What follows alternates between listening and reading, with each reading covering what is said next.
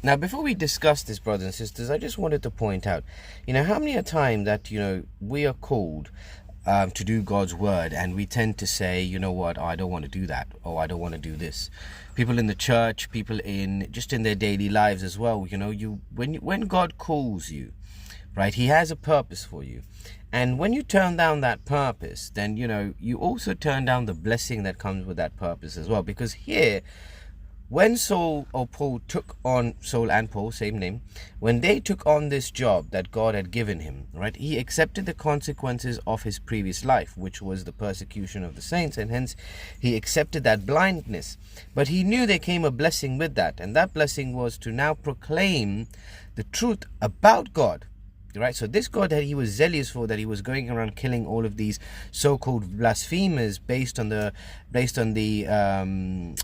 advice and counsel of the Sanhedrin and the Pharisees, he's now actually doing God's work. Right, he took on the call. We also see that in Miller.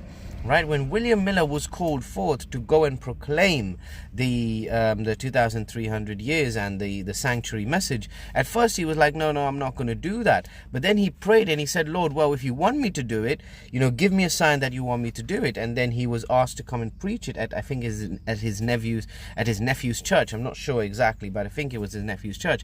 So when he went, and even at that point, William Miller was like, oh, wow, okay, I didn't expect to actually get a response, right? I prayed about it, but I didn't get a response. So there are many times when people pray to work for God, they pray to have a job within the church, but when it's given to them, they're more worried about their temporal thoughts, their temporal responsibilities. They're more thinking, well, hang on a second, if I do this, how am I going to work? How am I going to pay for my bills? How am I going to do X, Y, and Z? So brothers and sisters, if you're praying to work for God and God gives you that opportunity, don't worry about your temporal needs. God will sustain you, right? Christ said, if God can take care of the flowers of the earth, the grass of the earth, and the birds of the sky, how much more will he take care of you, who he has created in his own image? So when you get the call, and especially if you're asking for a call, you're praying for a call, and you're like, Lord, show me how I must serve, how I should serve thee, and God gives you that opportunity, don't throw it away, and don't get worried about everything else. Do the job God has for you, because in that job the blessings are unlimited. But don't do the job just for the blessings, or don't do the job just for the stature or the status or the name and the fame.